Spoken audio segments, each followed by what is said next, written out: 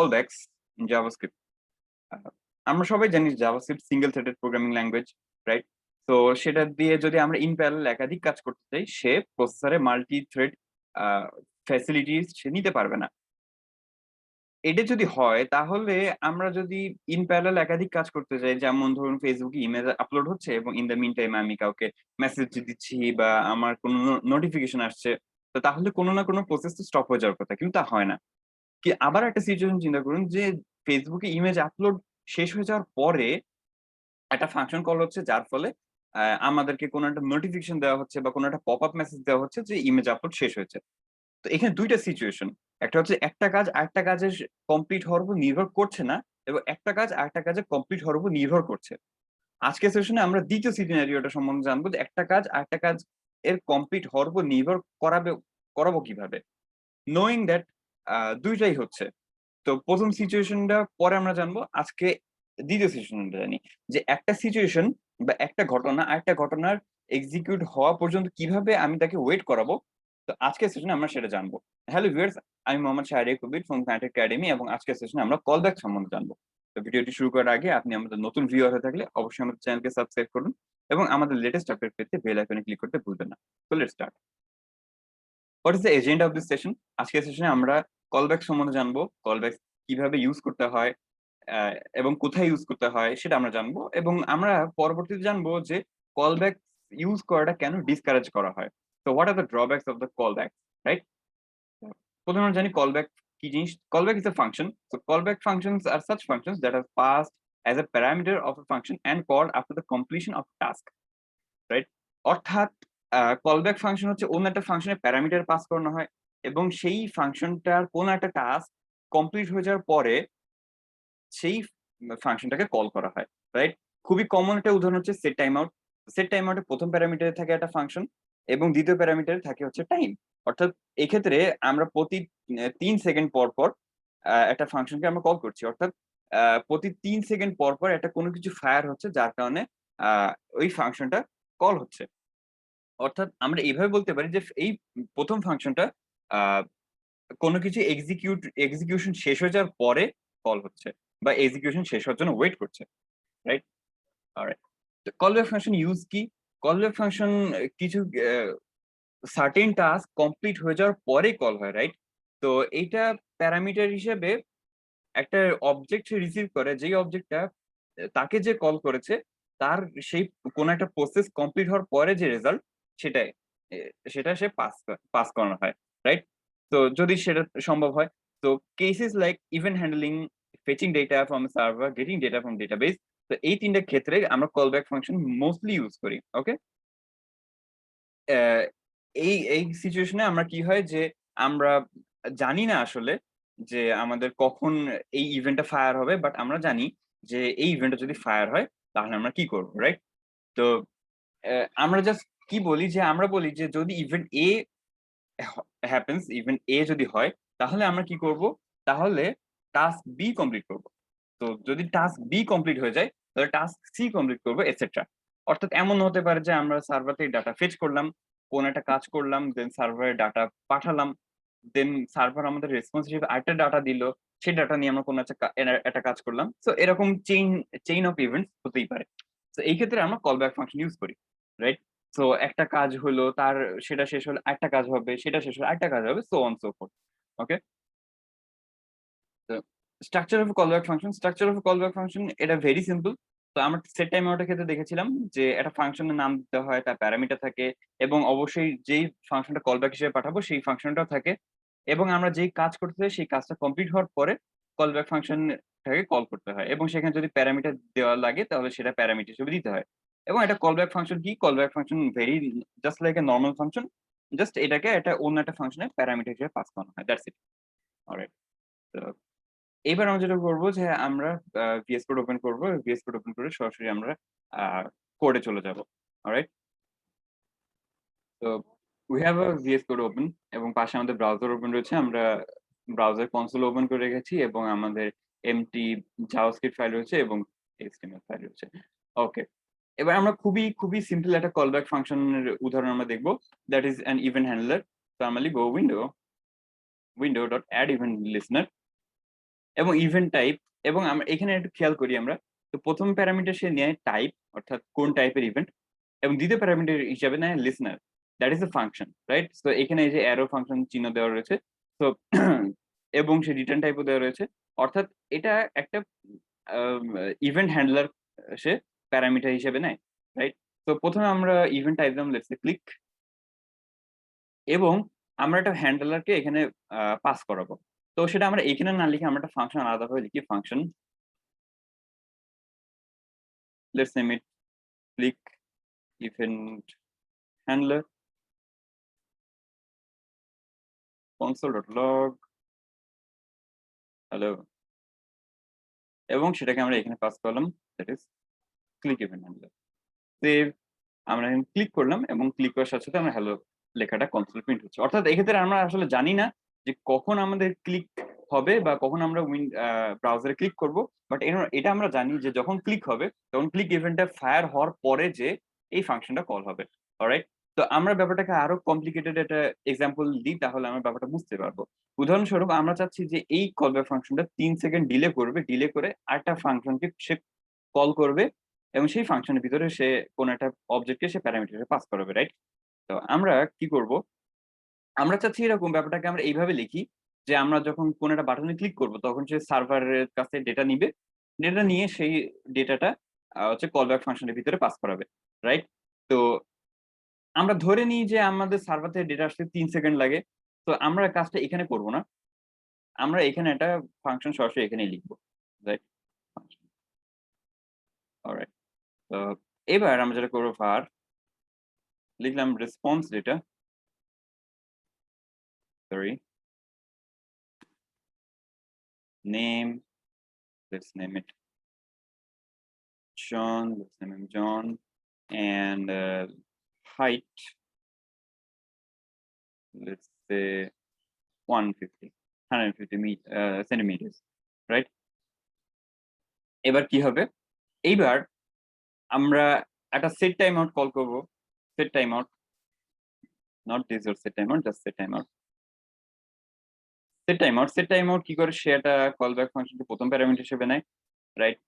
এবার callback function, এখানে আমরা একটা কলব্যাক ফাংশন ক্রিয়েট করি, রাইট? তো আমরা লিখলাম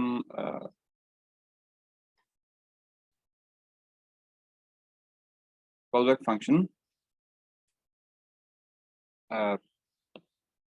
কলব্যাক ফাংশন সে কি করবে? কলব্যাক ফাংশন হচ্ছে এটা প্যারামিটার হিসেবে সে কোনো কিছু একটা নিবে, প্যারামিটার একটা অবজেক্ট। তো লেটস নেম ইট ডেটা, এবং আমরা কিছু করবো না, আমরা জাস্ট এটাকে কনসোলে প্রিন্ট করবো। সো clg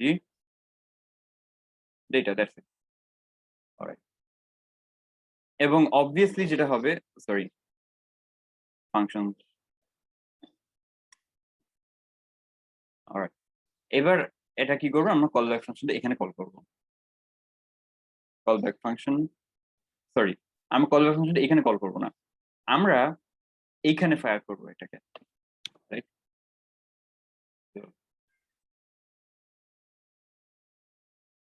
আমরা এখানে যেটা করতে পারি, প্রথমে আমরা সিম্পল ওয়েটা দেখি, হ্যাঁ? তারপরে যে আমরা কমপ্লিকেটেড এক্সাম্পল দেখবো। তো আমরা এখানে সরাসরি এই ফাংশনটা কল করি, call back function response data, এবং আমরা টাইম আউট দিলাম let's say 3000 millisecond, 3 second, right? Click 1 2 3, 3 second পরে আমাদের আউটপুটটা এসেছে। এখানে আমাদের দেখার বিষয় হচ্ছে এটাই যে কলব্যাক ফাংশন আমরা ইউজ করে, which is inside set timeout, which is inside another callback function. তো এই কলব্যাক ফাংশনের ভিতরে আমরা আরেকটা কলব্যাক ফাংশন ইউজ করে তার ভিতরে রেসপন্স যেটা পাঠিয়েছি, সেন্ড করেছি, এবং সে কি করছে? সে এইভাবে সে ইভেন্টটাকে হ্যান্ডেল করে দিয়েছে, রাইট? তো আমরা এখানে কিন্তু কোনো ফাংশনের প্যারামিটার হিসেবে এটাকে পাঠাইনি। এখানে এই ফাংশনটা গ্লোবাল স্কোপে ছিল, তো সেক্ষেত্রে পাঠিয়েছি। তো এক্ষেত্রে এমনও হতে পারে যে আমরা আমাদের ফাংশন সেট করতে হলো যে লাইক এই সিচুয়েশনে আমরা এই ফাংশনকে কল করব, ওই সিচুয়েশনে আমরা ওই ফাংশনকে কল করব, সামথিং লাইক দ্যাট, রাইট? তো ওই ক্ষেত্রে আমাদের কি কাজ করতে হবে? তো ব্যাপারটা ভেরি সিম্পল। আমরা যেটা করব, আমরা সবগুলো মুছে দেই। তো আমরা যেটা করলাম, আমরা লিখব ফাংশন ফার্স্ট কল ব্যাক এবং function second call back, right? এবং আমরা ইভেন্ট হ্যান্ডলারটাই রাখি window dot add event listener click.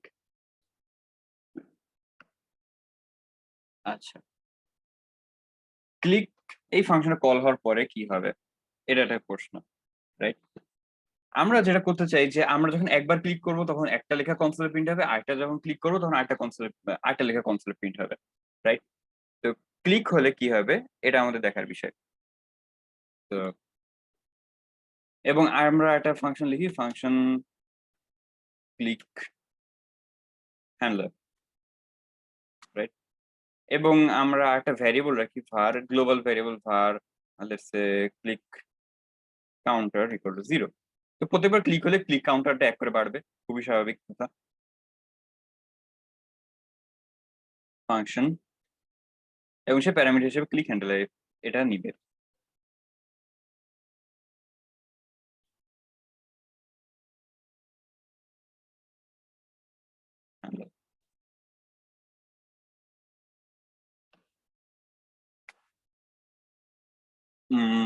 না, ইনস্টেড অফ দিস আমরা যেটা করব, আমরা লিখবো ক্লিক কাউন্টার প্লাস প্লাস করবো, ক্লিক কাউন্টার প্লাস প্লাস। এবং আমরা যদি লিখি ইফ, যদি ক্লিক কাউন্টার যদি ইভেন হয়, if click counter modulo 2 is equal to 0 which is even, তাহলে আমরা কি করব, click handler, sorry click handler এবং তার প্যারামিটার থাকে ফার্স্ট কল ব্যাক, রাইট?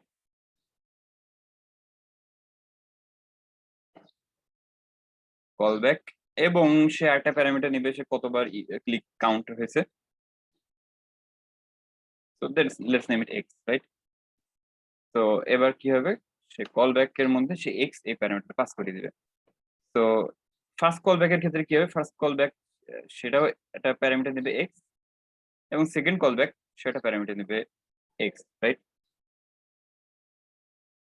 এবং আমরা এখানে প্রিন্ট করলাম সিএলজি